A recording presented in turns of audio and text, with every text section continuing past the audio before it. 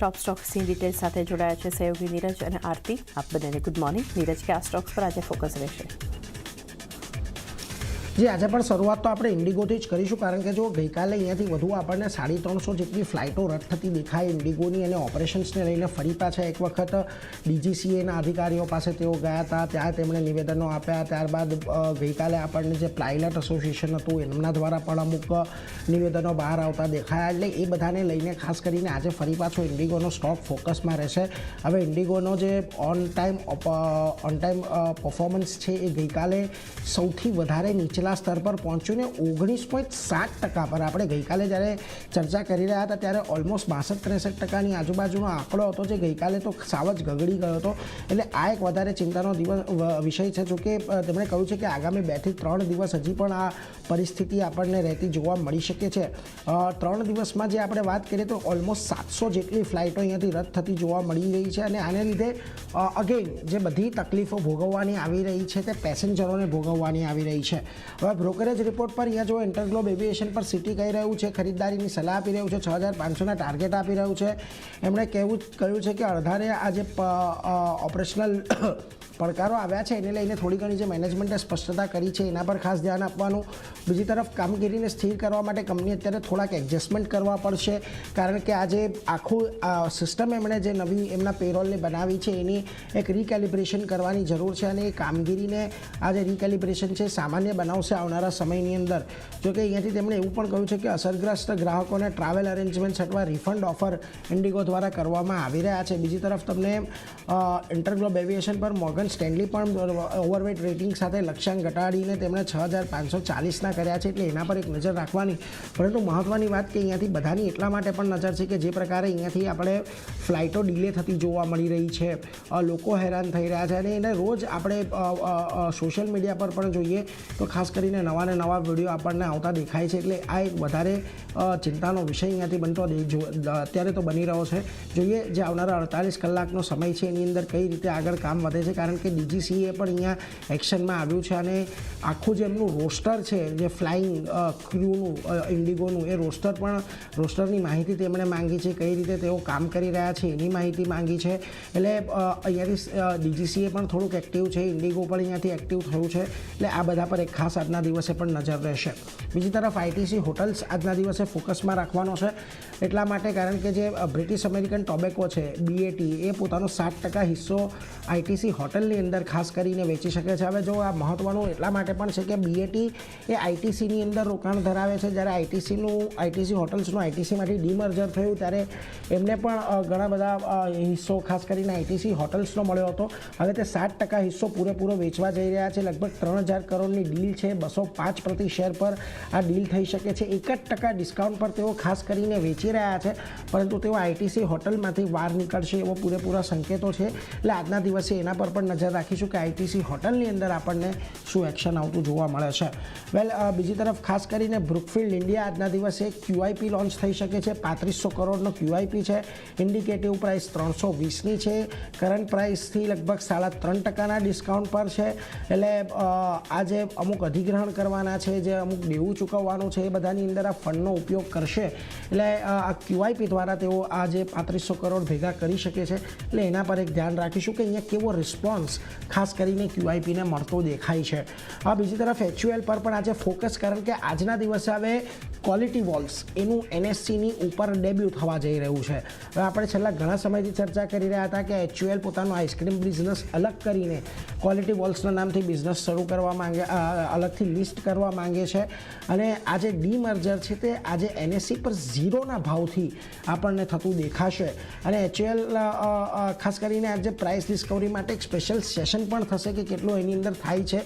હવે HULનું વેઇટેજ ઘણી બધી ઇન્ડાઇસીસની અંદર હોય છે, એટલા માટે અત્યારે નિફ્ટીની અંદર ને બીજી બધી જગ્યાએ પણ અહીંયાથી આપણને આ લિસ્ટિંગ થતું દેખાશે। એટલે જોવાનું એ રહ્યું છે કે હવે કયા ભાવે ખાસ કરીને ક્વોલિટી વોલ્સ આપણને અહીંયાથી સેટલ થતો દેખાય છે, એ પણ નક્કી કરશે કે એક સ્વતંત્ર રીતે જે આઈસ્ક્રીમ કંપની HULએ બનાવવી હતી અને એમાંથી એમણે જે એક વેલ્યુ ક્રિએટ કરવી હતી એ કેટલા અંશે તેઓ સફળ રહ્યા છે, એ આના પરથી આપણને જણાશે। એટલે એના પર પણ એક ધ્યાન રાખવાનું।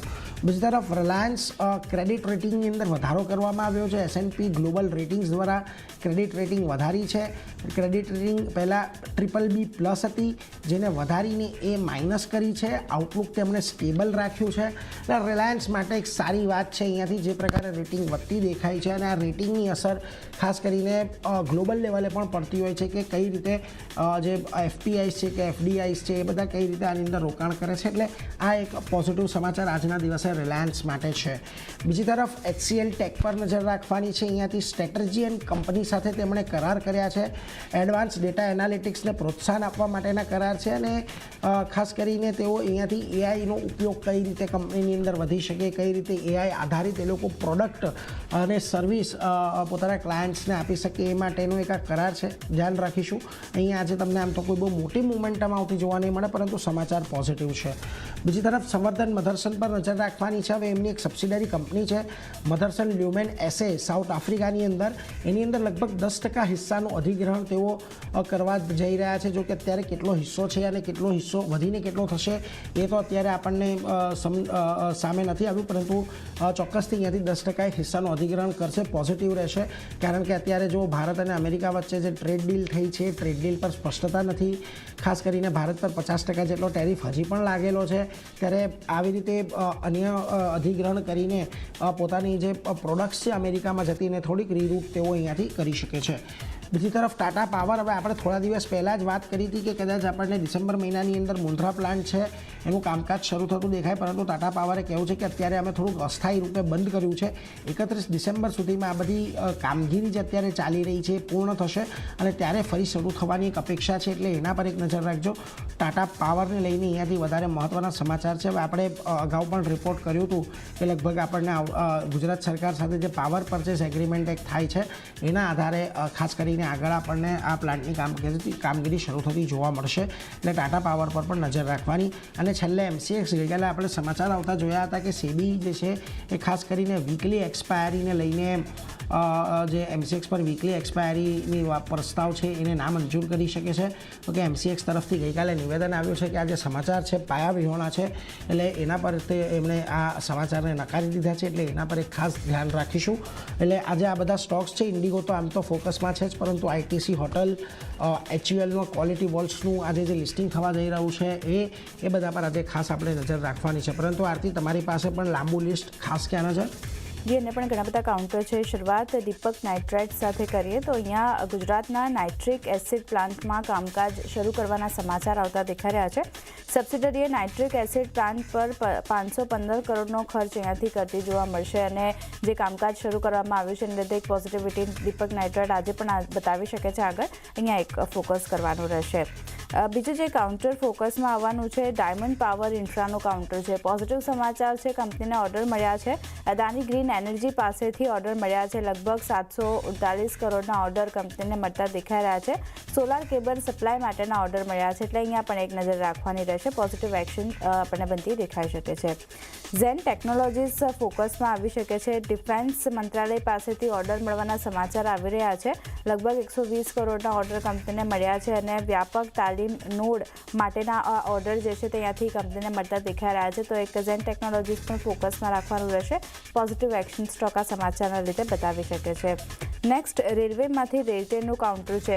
ઓર્ડર મળવાના સમાચાર અહીંયા પણ આવતા દેખાઈ રહ્યા છે.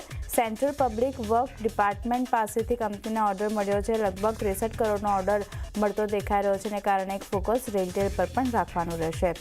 નેક્સ્ટ કાઉન્ટર લોર્ડ એન્જિનિયરિંગનું કાઉન્ટર છે. અહીંયા કરાર કરવાના પોઝિટિવ સમાચાર છે. ઇટલીની કંપની વર્ચ્યુઅલ્સ SRL સાથે કરાર કર્યા છે, અને ડિફેન્સ અને સિવિલ માટે રડાર ટેકનોલોજી ડેવલપ કરવા માટેના કરાર જે છે તે અહીંયાથી ઇટલીની કંપની સાથે કરવામાં આવ્યા છે, અને કારણે એક ફોકસ અને પોઝિટિવિટી સ્ટોક બતાવી શકે છે. ધ્યાન રાખવાનું રહેશે અહીંયા.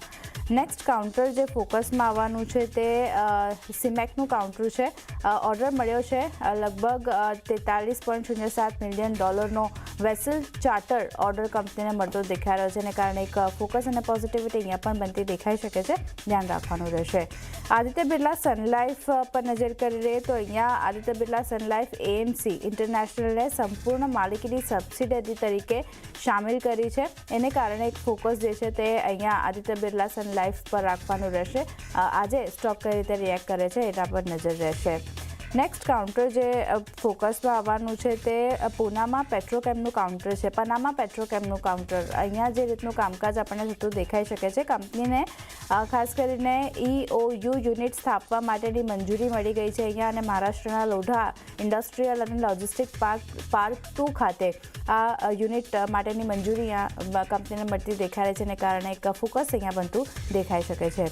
અને છેલ્લે સ્ટર્લિંગ એન્ડ વિલ્સન પર નજર કરી લઈએ. Sterling and Wilson Renewable Energy અહીંયા જે રીતે બોમ્બે હાઈકોર્ટે એક્સિસ બેંકને ચાલુ કેસમાં બચાવ માટે 61.4 કરોડ જમા કરવાનો આદેશ આપ્યો છે, એને કારણે થોડું ઘણું ફોકસ જે છે તે એક્સિસ બેંક પર પણ રાખવાનું રહેશે, અને Sterling and Wilson Renewable Energy પર પણ એક નજર રાખવાની રહેશે. તો ઘણા બધા કાઉન્ટર છે ચાંદી, જે નીરજે જણાવ્યા મેં જણાવ્યા, બધા આજે ફોકસમાં રહેશે. જી, બધા સ્ટોક્સ પર આજે ફોકસ રાખીશું. નીરજ અને આરતી, આપ બંનેનો આભાર અમારી સાથે જોડાઈ ટોપ સ્ટોક શેર કર્યા. તો હાલ સમય